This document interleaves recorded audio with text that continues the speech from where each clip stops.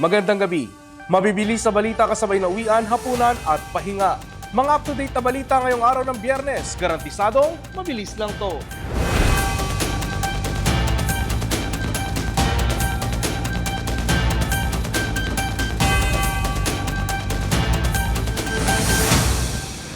Bagyang bumagal ang pagtaas ng presyo ng mga bilihin sa bansa nitong Mayo, ayon sa ulat ng Philippine Statistics Authority.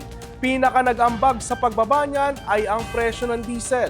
Ang iba pang detalye sa mabilis na balitang hatid ni Michelle Villar. Sa tala ng PSA, bumagal ng bahagya ang pagtaas ng presyo ng mga bilihin sa bansa. Mula 7.2% noong Abril, bumaba ito sa 6.8% noong Mayo, pero mas mataas pa rin sa 1.3% noong May 2025. Mas mababa rin ito kaysa sa inflation forecast na 7.1 hanggang 7.9% ng Bangko Sentral ng Pilipinas. Paliwanag ng PSA, tatlong mahalagang sektor ang nag-ambag sa pagbagal ng inflation noong Mayo kumpara noong Abril. Unang, transport. Bumaba ang inflation rate nito sa 16.2% noong Mayo mula sa 21.4% noong Abril. Malaki ang naging epekto ng pagluwag ng presyo ng diesel at gasolina. Ayon sa PSA, bagamat paiba-iba ang presyo sa mga gasolinahan bawat linggo, mas mababa ang pangkalahatang average ng pump prices noong Mayo. While mataas pa rin yung inflation rate, but for example, yung diesel, last April ito ay nasa 122.7%, no? So bumaba siya ng konti ngayong Mayo na nasa 58.5%. Pangalawa, ang food and non-alcoholic beverages. Bumaba ang inflation rate nito sa 5.7% noong Mayo mula sa 6% noong Abril. Mas mabagal ang pagtaas ng presyo ng isda, oil at mga prutas. Pinakabumaba naman ang presyo ng itlog at karne ng baboy dahil mas maraming supply sa ilang lugar. Pero may mga pagkain na patuloy ang pagmamahal. Tumaas pa ang presyo ng bigas na may inflation na 15.6% mula sa 13.7% noong Abril. Dito naman sa side ng food, in particular, may mga risks tayo na nakikita dito sa month of May. Tumaas yung presyo ng bigas. So alam naman natin na malaki yung weight ng rice doon sa basket natin, particularly doon sa bottom 30% income households. At pangatlong nagpabagal ng inflation rate ay ang housing, water, electricity, gas at iba pang fuel. Bumaba ang inflation rate nito sa 7.8% noong Mayo mula sa 8.2% noong Abril. Ayon kay Department of Economy, Planning and Development o DepDev Secretary Arsenio Balisacan, nakatulong ang mga programa ng gobyerno tulad ng fuel assistance para sa mga PUV driver at operator at pagtiyak na sapat ang supply ng langis sa bansa. Sinabi ni Balisacan na patuloy na magpapatupad ang pamahalaan ng iba pang mga hakbang para higit pang mapatatag ang mga presyo at maprotektahan ang purchasing power ng mga Pinoy. Para naman sa palasyo, ang pagbaba ng inflation rate ay bunga ng mga hakbang ng Uplift Committee. Gayunpaman, hindi raw magpapakampante ang palasyo at magpapatuloy sa mga hakbang para mapanatiling abot kaya ang mga bilihin at makapaglikha ng trabaho. Babala naman ng PSA, patuloy nila ngayong binabantayan ng mga presyo ng bilihin dahil sa tag-ulan at typhoon season na posibleng makaapekto sa produksyon ng pagkain. Michelle Giliang para sa All TV News, Channel 2. Wala raw sa opisyal na dokumento ng Senado ang isinagawang Blue Ribbon Committee hearing ng Cayetano faction kahapon. Ayon niyan kay Senador Erwin Tulfo, imbalido ito at hindi kinikilala. Samantala, ang grupo naman nila ang magsasagawa ng Blue Ribbon Committee hearing sa Lunes at pinapupunta rin ang 18 ex-Marines. Narito ang report. Inihayag ni Senador Erwin Tulfo na inimbitahan ng Senate Blue Ribbon Committee ang 18 ex-Marines upang dumalo sa pagdinig ng komite sa Lunes, June 8, sa pagpapatuloy ng investigasyon sa katiwalian sa flood control projects. Ayon kay Tulfo, chairman ng komite ng Gatchalian faction, matapos ang reorganization sa Senado, inaasahang haharap sa pagdinig ang 18 dating Marines kasama na riyan sina Mike Defensor at legal counsel na si Attorney Levi Baligod upang magbigay ng testimonya. Ayon pa sa senador, sa Lunes ang totoong pagdinig ng Blue Ribbon Committee dahil imbalido naman daw ang ginawa ng Cayetano faction dahil hindi daw ito recorded sa opisyal na Senate Journal. Wala ang sekretariat ng Blue Ribbon Committee at mga stenographer talakayan lang daw ito o press briefing ang ginawa ni na Senador Rodante Marcoleta. Dahil dito, sinabi ni Senador Erwin Tulfo na hindi magiging bahagi ng official records ng Senado ang mga testimonya at panunumpang isinagawa ng 18 ex-Marines.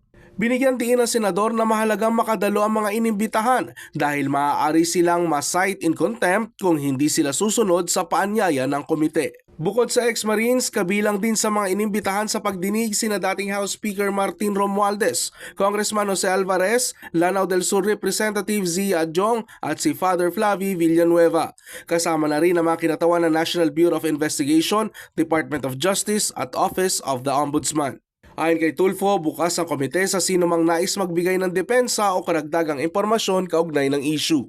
Maaari ring ipatawag sa mga susunod na pagdinig ang mga personalidad na idinawit sa usapin ng maleta upang mabigyan ng pagkakataong sagutin ang mga aligasyon laban sa kanila. Layunin na umano ng komite na matapos na ang mga pagdinig upang kalaunan ay isumite ang kanilang mga natuklasan papunta sa Office of the Ombudsman para sa kaukulang aksyon. Sa panig naman ito bilang inaakusahan, inihahanda na raw ang mga isasapang kaso laban kay Bernard Gumba na nagsabing nagdala raw ito ng 6 na maleta kay Tulfo sa Green Hills na nagkakahalaga ng nasa 150 million pesos sa 2 transaksyon. Samantala, inalmahan at mariing pinabulaanan ni Father Flavie Villanueva ang pagkakadawit sa kanya na nakatanggap din umano ito ng maleta. Wala raw na ipakitang mga ebidensya. Sa 33 Maleta, di ba? Dinala mo? isang sobre, tapos dun sir, sa 33 Clemente, Baka naman sulat lang pinadala hindi sir, sobre pero lang. sir, kita ko mismo sir. Sobre lang? Ay sir. Tapos sa 33 Clemente sir, isang maleta. Kanino? Kay Father Flavie, binuhat ko papunta sa sakyan niya. Kinundi na rin ito ng Diocese of Cubao. Katunayan, wala raw simbahang sakop ng Society of Divine Word o SVD sa Mindanao Avenue taliwas sa aligasyon. Sa Kamuning at E. Rodriguez, mayroong SVD. Sa iba pa mga balita, Bagyong Esther nakapasok na sa loob ng PAR. Bagyo makakaapekto sa probinsya ng Batanes. Dagdag bawas sa presyo ng produktong petrolyo na mumuro sa susunod na linggo. At 7.7 milyong pisong halaga ng smuggled na carrots nasabat ng Bureau of Customs.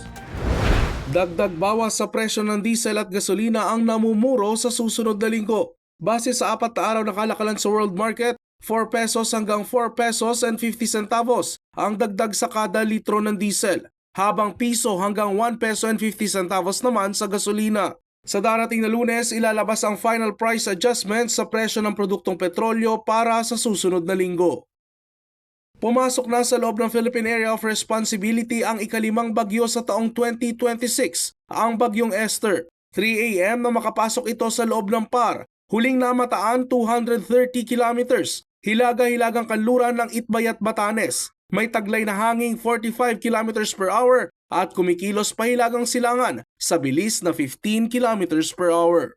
Direkta makakaapekto si Bagyong Esther sa probinsya ng Batanes kung saan nakataas ang signal number 1. Nakikita natin yung kabuuan ng bagyo na apektuhan po ng hangin at mga pag-ulan itong Batanes province at hindi po nakakaapekto sa ilang babahagi ng ating bansa. Simula po ngayong tanghali hanggang mamayang gabi, babagtasin na bagyo ang rugged terrain o yung mabundok na kalupaan ng Taiwan. Maring mamayang gabi na sa may coastal area na po ng Eastern Taiwan ang Bagyong Esther hanggang sa makalabas po ng PAR bukas ng madaling araw agad-agad. Asahan naman sa malaking bahagi ng Luzon ang pabugso-bugsong hanging dala ng Bagyong Esther at ng habagat. Kabilang na dyan ang Ilocos Region, Cordillera Region, natitirang bahagi ng Cagayan Valley, halos buong Central Luzon, Metro Manila, Calabarzon, Oriental Mindoro at Occidental Mindoro.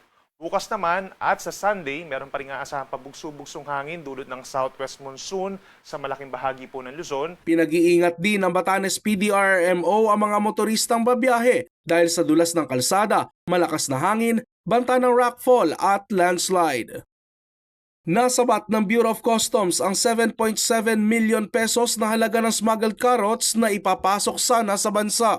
Ayon sa BOC, ang nasabing kargamento ay idineklara sa customs na iba't ibang food products tulad ng noodles, soya wrappers at fish tofu na dumating sa Port of Manila. Nang inspeksyonin ang 4 na container, dito na tumambad ang ilang kahon ng misdeclared na carrots at egg noodles. Parte ito ng pinaigting na pagsisikap ng ahensya Napigilan ang smuggling para protektahan ang mga magsasaka mula sa unfair market competition. Sa sports balita, Pinay tennis sensation Alex Ciala at Mananchaya Sawangkiw muling maghaharap sa quarterfinals ng Birmingham Open. At Gilas Pilipinas Women's Under-18 wala pa rin talo sa FIBA Women's Under-18 Asia Cup Siaba Qualifiers. Mabilis na balitang hatid ni Enzo Laca. Familiar foe ang makakaharap ni Pinay tennis sensation Alex Ciala sa quarterfinals ng Birmingham Open. Maglalaban sa grass court si Ciala at Mananchaya Sawangkiw ng Thailand para sa spot sa semifinals.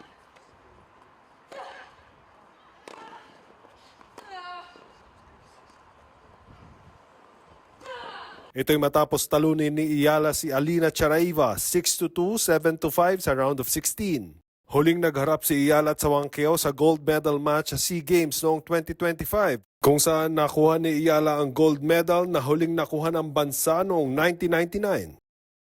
Wala pa rin talo ang Gilas Women's Under-18 sa ginanap na FIBA Women's Under-18 Asia Cup Siaba Qualifier sa Bacolod City. Tinambakan ng Gilas Women's Under-18 ng Thailand sa score na 86-48. Itinanghal na best player si Leia Pinuela na may 18 points, 4 rebounds, 5 assists at 7 steals. Huling makakaharap ng Gilas Women's Under-18 nang wala pa rin talong Indonesia bukas. Enzo Laca, All TV News, Channel 2. At yan ang mga balitang nakalap ng All TV News. Para sa iba pang balitang mabilis, bisitahin ang aming website, alltv.ph/news. I-like at i-follow din ang aming social media accounts. Ako po si Ralph Lopez. Magandang gabi at happy weekend!